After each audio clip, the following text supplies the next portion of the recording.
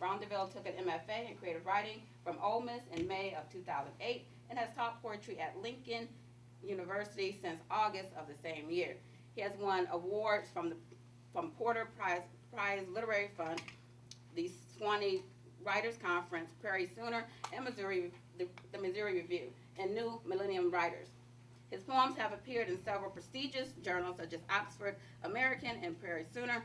After 4 years at Lincoln, and here's where it gets a little sad, Greg has recently resigned and will take a position as assistant professor of creative writing at Southern Methodist in Dallas, Texas.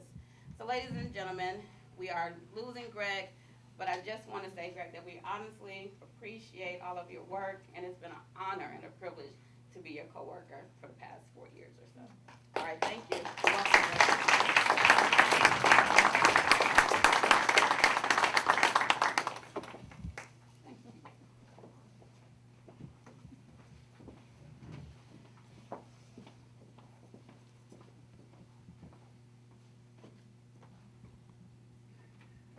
Thank you, Leslie, for that introduction, and thanks to all y'all for coming tonight. It means a lot to me to see so many friends out there tonight from Lincoln, around the town of Jefferson City, whom I met at the library, Westminster. It's been so wonderful to get to know y'all over the last 4 years, and I'll always think of Lincoln and mid-Missouri with fondness.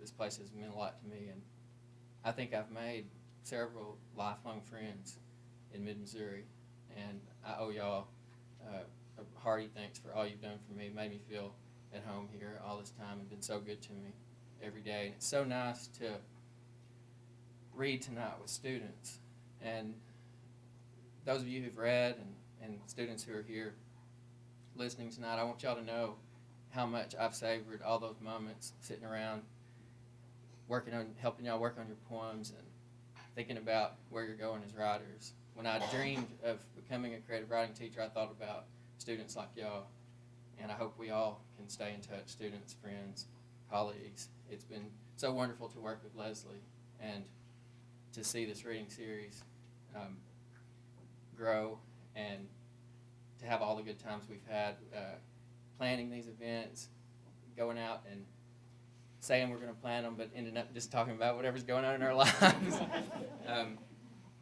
It's been a pleasure to work with her. It's been a pleasure to work with everyone in the Department of English, Foreign Languages, and Journalism. And it means a lot to me to read in conjunction with the Nelson reading series. Jerry Nelson was a good friend of mine, and I had the great good fortune of being given an office right beside his. And so many afternoons, about 4:15, 4:30 or so, he would ease over to my office and plop down in the chair and, well, how's it going, Greg? And we'd get to talking, and he had me over to his house several times. I got to know Deb and Allison and have just grown to love them. Jerry sometimes would ask me what I was working on. Say, got any poems that you're working on that you'd like somebody to look at? And one thing I knew about Jerry is he was a fixer. He liked to fix things. In fact, I think one of the happiest days of his career during the years I was at Lincoln is one day when I asked him how I ought to go about getting this Lucite folder attached to the wall outside my office so students could come by and drop off papers. And he said, Greg, just don't worry about it. We'll take care of that tomorrow. And the next day he comes in with this electric drill ready to go. And he drilled that thing in the wall. It's still there today. And he liked to help me fix poems too. And one day he asked me if I was working on anything, and I said, well, I'm working on a poem right now. It's kind of a mess. He said, well, let me see it. And so I showed it to him, and that thing was just sloppy. I mean, not hanging together at all. And he said, well, mind if I take a copy and look it over? And I said, go right ahead, Jerry. And that was in the morning. late that afternoon, I mean right before 5 o'clock, he eased over to my office, and he had a draft of it. He'd been working on it all day. And, man, that poem had undergone some kind of transformation for the good. And I thought it would be nice to start with that poem tonight. That was one of several poems that he helped me with. It's one of several that he helped me with. But he worked so hard on this one. And it's called Vanilla Home Run. And it's about something that happened to me when I was playing summer baseball when I was a kid. You know, I started out in Little League playing in the outfield, and you'd be back there in the grown-up grass with the mosquitoes fogging, and you can smell the DEET, mosquito dope, you know, you spray it all over yourself, and it seemed like the lights of home plate were a world away. And I felt kind of closer to the sleeping town on the other side of the fence than I did to the action. And one night we were in a close game, and the batter was up. If we got the out, we win. But if they score a run, if this guy hits a home run, say, they would win. And here comes the ball. He hits it. It looks like it's going over the fence. I didn't know whether it was mine or the left fielder, so I'm running towards it. The left fielder gets to it before I do. And what happened next is what the poem's about. Left arm stretching for the catch, the difference between winning and losing. Sun among the diamonds of a mesh metal wall holds the perfect scoop against a huge and hungry silence. Woozy with heat and the pungency of DEET, keeping self enough, just enough to play at having none, he decides. What was aimed at the Black Panther street's dark mouth and green light eyes must not be stolen from the air, must be going, gone. But for one quick tick, it's his to love. He's there with vanilla home run in a sugar cone glove.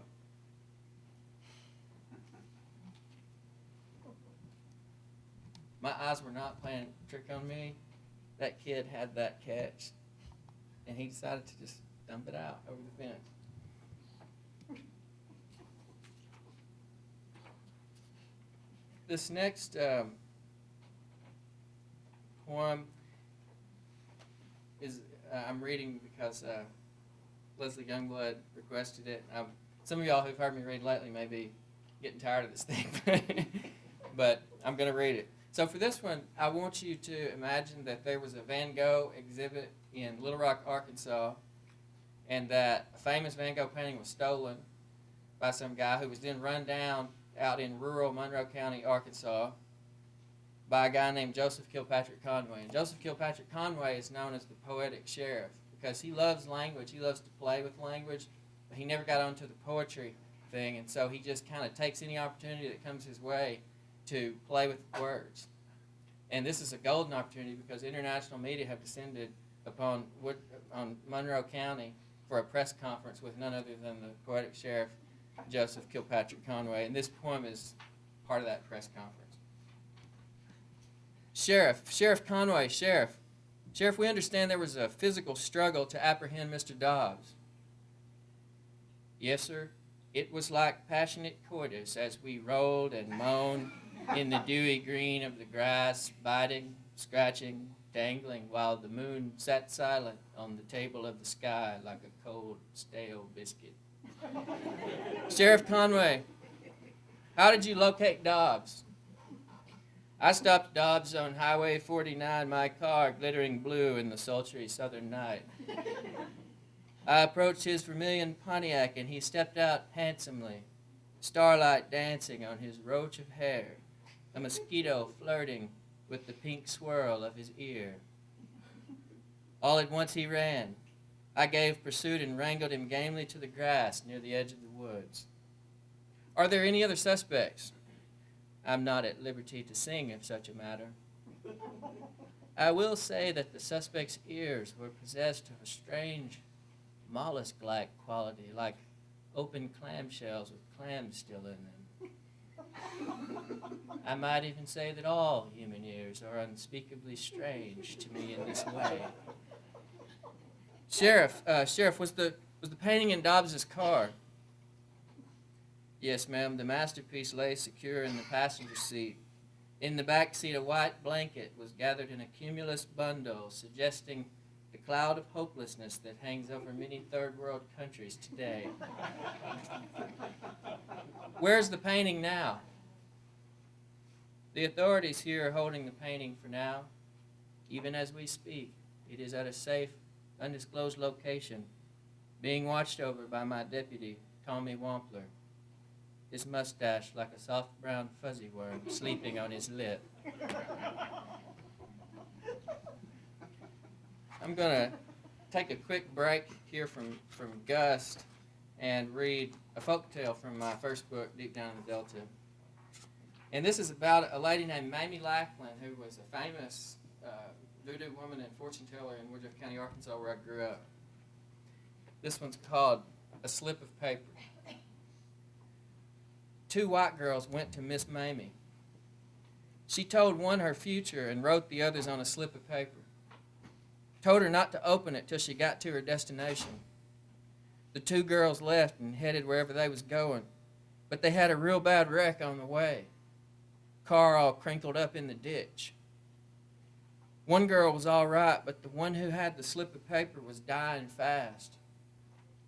Before she give up the ghost, though, she read that note Miss Mamie wrote. It said, "No future."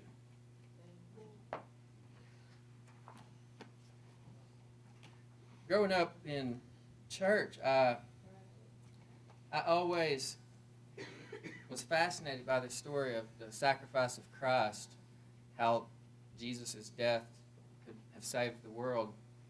And it fascinated me, struck me with wonder, bothered me. And I would always ask questions, well, but why did it have to be that way? Why would God, who's in control of the whole thing, set it up to where he would have to give up his son? This really bothered me. But somewhere along the way, I got to thinking about how in Genesis, the creation itself is a speech act. And I began thinking of the universe as a kind of epic poem. And when I considered that one of the primary impulses behind creation, the ongoing creation of the universe, might be aesthetic, artistic, I suddenly had a new perspective on the story of the death of Christ. And I wrote a poem about that. It's called Art in Heaven. Fishermen lift their question marks from the lake in sudden rain. The clean horizon line, a perfect moon, and its reflection make an obelisk, a great division sign. By the shore, I walk this glistening road alone, singing against the wind's delirious keening of the glad primal I am. Divine breath, by wizardry of words, gave life to man to complicate the tale. In the beginning was poetry. Then God invented death. There were shadows, there were shivering and prayer.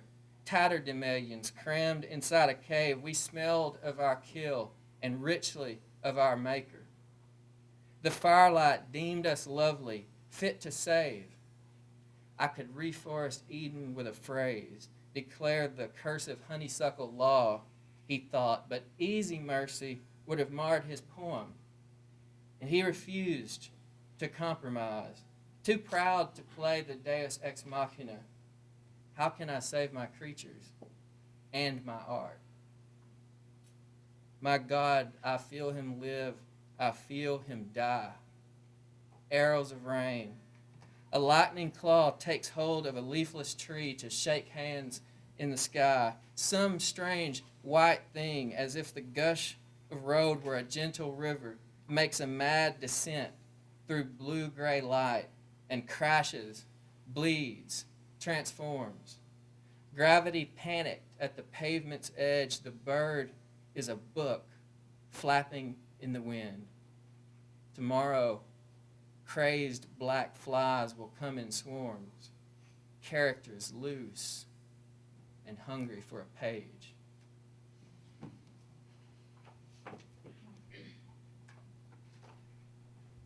One day I was at a family reunion. I got to talking to my Uncle Leon, and he commenced to tell me that my paternal grandfather helped build the home that Johnny Cash grew up in. I was in my adulthood when I found this out, like, how could people have been keeping this from me? I'm a huge Johnny Cash fan, as is virtually everybody in my family, and no one had ever thought to mention this little fact of our family history.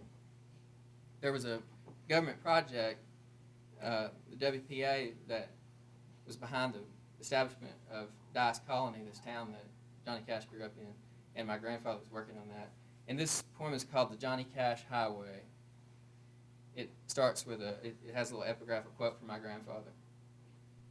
Back then you worked for 50 cents a day and called it luck. I was on the WPA. That's when I helped build the Cash's house in Dice, the one Johnny come up in. My kin, like yours, sweated blank crystal balls. In 34, my daddy's daddy, common as vetch, dwelled in a tent and nailed up walls that cornered you till you were grown. He said you suffered Arkansas.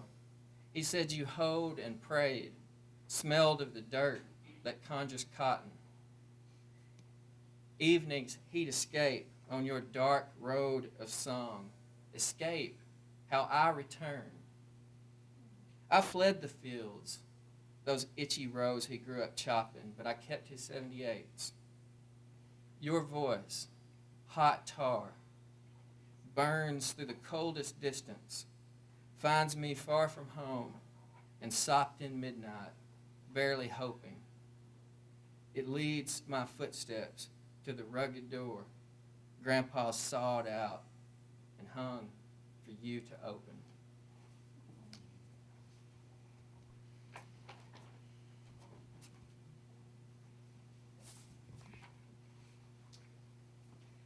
My father got out of farming when I was a boy and got into the funeral business. Now he owns a funeral home.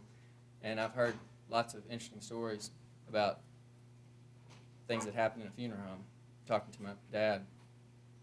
And this poem comes out of that, out of some of those stories. It's called The Artist. And there he stood, undressing Sherry Ann, fumbling with buttons.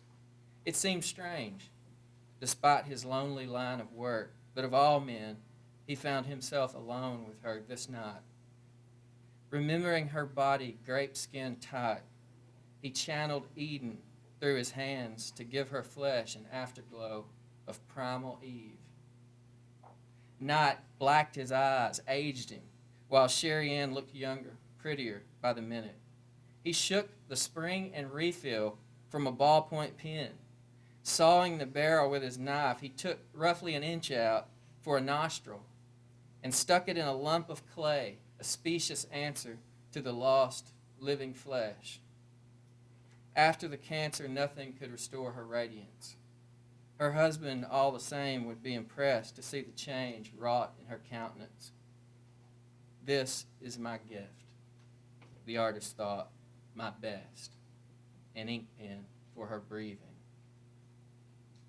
He finessed the clay, sculpting it till the shape was set, and tenderly performed her last toilette. At sunup, as he headed home, dark pavement in the rearview mirror slithering loosely away, making S's like a massive serpent, he thought about the past, about a day when Sherry Ann was in his Chevrolet at Christmas time. He didn't know back then, but life would never be that good again.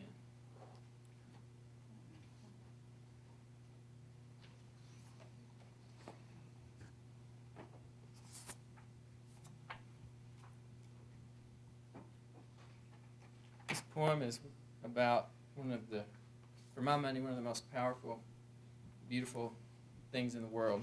It's called grace. I was buried stoneless, winter cursed, my fields of red and gold blown out like flame. But suddenly grace. When she called out my name, thousands of geese ascended from the earth. shuddering white, a snowstorm in reverse.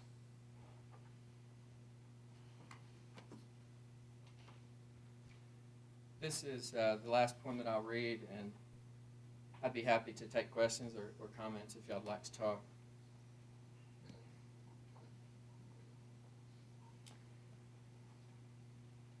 There's one thing I'll say just to set up the poem.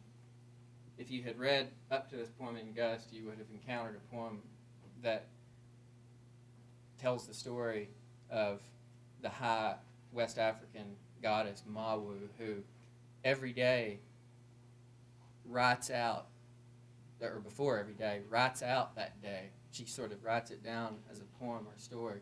And then she gives it to her son, Legba, and he delivers it into the world like he's the mailman.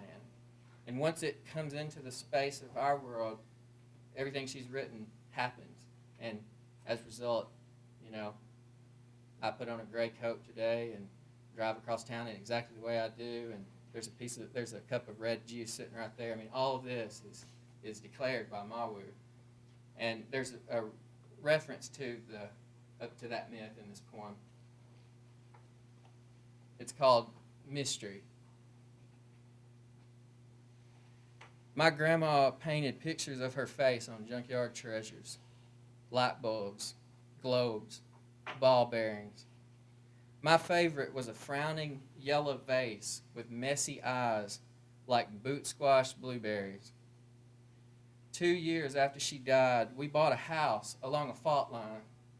I remember fearing the vast black fields would crack as bright as lightning, hell's glow exposed. Though far from marvelous, our first tremor caused Grandma's vase to dance off my dresser and break across the floor. I sat up half the night, my smooth, small hands roughened with glue, puzzling shards back together. The years have hidden that pale vase. I fear it may be lost the crevices like fault lines on the face, mapping her spirit. By now, I can't be sure. Did she paint those? Or were they cracks I mended carefully? There is no one to ask. No one knows. Everything that shatters is a mystery. Sam Doyle, an artist of the Gullah Islands, painted in the colors of coastal moons and with a virtuosic violence. High art in voodoo vision, blues cartoons. I motored into Sam Doyle country once and found a gallery with 2 or 3 of those wild works he used to trade for whiskey. A docent told me Doyle believed the haints he often painted fled their sweetgrass jungle when a car first disturbed the island night. Most of his art would leave the coast as well. Picking strawberry guava, a man outside the gallery said he remembered Doyle. He called him Uncle Sam, and I thought, yes, but one we never knew. Breathing the smell of a salt wind rattling the wild palmettos, I wondered where a car-shy haint might flee now that birds nest in Walmart's R's and A's. Everything that scatters is a mystery. A scientist says to me he thrives on knowing. For 20 years, he's researched one scant slice of brain. I get it. Granddaddy's been hoeing one garden plot for even longer. It's nice to know a passage of the world by heart. From to amen, sacred books agree. The world is words. One myth says destiny is cosmic mail, epistolary art. Science, then, is grammar, and power to it, that noble, necessary enterprise. Praise be for ophthalmology, and yet it can't tell all that's in a lover's eyes. The world poem, if parsed, will not reveal its meanings one and all and settle matters. What we know, we never know in full. For all around our best interpreters, vases are dancing, spirits flying free, everything that shatters everything that scatters, everything that matters is a mystery.